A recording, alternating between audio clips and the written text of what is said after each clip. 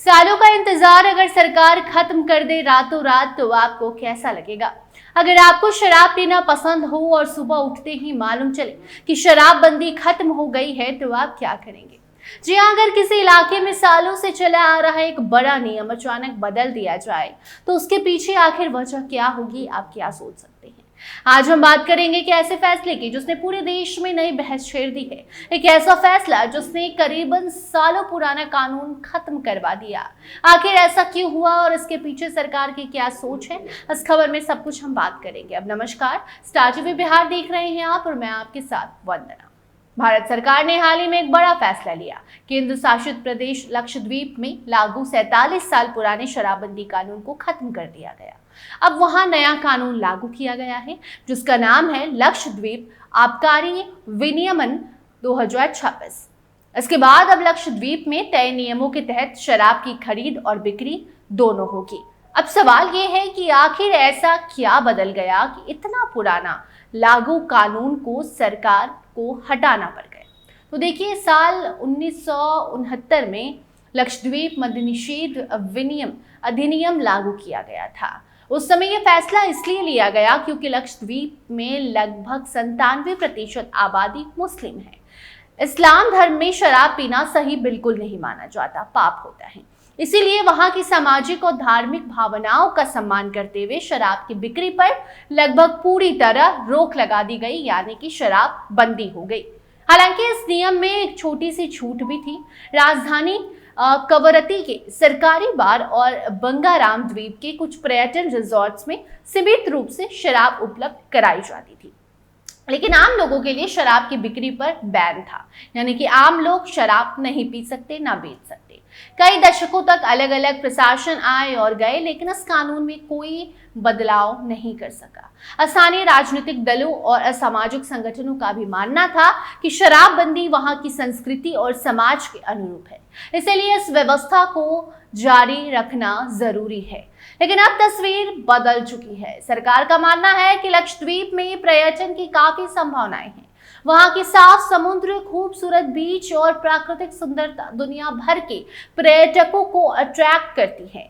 लेकिन कई अधिकारियों का कहना था कि शराब पर लगभग पूरी तरह बैन होने की वजह से विदेशी पर्यटकों और कई घरेलू पर्यटकों की संख्या उम्मीद के मुताबिक नहीं बढ़ पा रही है, यानी कि वहां पर टूरिस्ट नहीं जा रहे हैं क्योंकि वहां शराब उपलब्ध नहीं होती। यही वजह है कि सरकार ने नया कानून लाने का फैसला किया। सरकार की सोच है कि अगर पर्यटन से जुड़ी सुविधाएं बढ़ेंगी तो ज्यादा टूरिस्ट वहां आएंगे। इससे होटल, रिजॉर्ट, ट्रांसपोर्ट, स्थानीय कारोबार और रोजगार के नए अवसर भी बढ़ सकते हैं। यानी सरकार इस फैसले को पर्यटन और आर्थिक विकास से जोड़कर देख रही है। इस फैसले के पीछे एक और बड़ी वजह मानी जा रही है। साल 2024 जनवरी में प्रधानमंत्री नरेंद्र मोदी ने लक्षद्वीप का दौरा किया था। उन्होंने वहां की खूबसूरत तस्वीरें सोशल मीडिया पर पोस्ट भी की थी।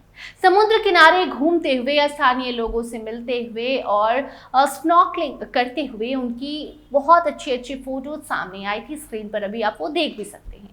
इसके बाद लक्षद्वीप को देश और दुनिया के सामने एक बड़े पर्यटन स्थल के रूप में पेश करने की कोशिश और तेज हो गई। कुछ लोगों का कहना है कि सरकार चाहती है कि लक्षद्वीप हिंद महासागर के दूसरे लोकप्रिय पर्यटन स्थलों की तरह विकसित हो सके। एग्जाम्पल के तौर पर मालदीव के कुछ पर्यटन रिजॉर्ट्स में शराब उपलब्ध होती है, जिससे वहां आने वाले विदेशी पर्यटकों को उनकी पसंद की सुविधाएं मिल जाती हैं। हालांकि इस फैसले को लेकर अलग अलग राय भी सामने आती रहती है। कुछ लोग इसे पर्यटन और रोजगार को बढ़ाने की दिशा में जरूरी कदम मानते हैं। उनका कहना है कि इससे स्थानीय अर्थव्यवस्था को फायदा मिल सकता है। वहीं दूसरी ओर कई स्थानीय संगठन और कुछ राजनीतिक दल इस फैसले का विरोध भी कर रहे हैं। उनका कहना है कि ये कदम लक्षद्वीप की सामाजिक और धार्मिक परंपराओं को ठेस पहुंचा रही है। उनका मानना है कि किसी भी विकास योजना में स्थानीय लोगों की भावनाओं और संस्कृति का पूरा सम्मान होना चाहिए। अब आगे क्या होगा, ये इस बात पर निर्भर करेगा कि नया कानून किस तरह लागू किया जाता है और इसका असर पर्यटन, स्थानीय समाज और अर्थव्यवस्था पर कैसा पड़ता है। फिलहाल तो 47 साल बाद लिया गया ये फैसला सिर्फ शराब की बिक्री का मामला नहीं है, बल्कि वहां पर विकास, पर्यटन, संस्कृति और स्थानीय परंपराओं के बीच एक बैलेंस बनाने की सरकार ने कोशिश तो की है। लेकिन अब देखना होगा कि आने वाले समय में ये बदलाव लक्षद्वीप के लिए क्या फायदेमंद होता है या फिर इससे नुकसान होता है? बाकी इस खबर पर आपकी क्या राय है, कमेंट सेक्शन में जरूर बताइएगा। अन्य अपडेट्स के लिए बने रहिए साझा बिहार के साथ। धन्यवाद।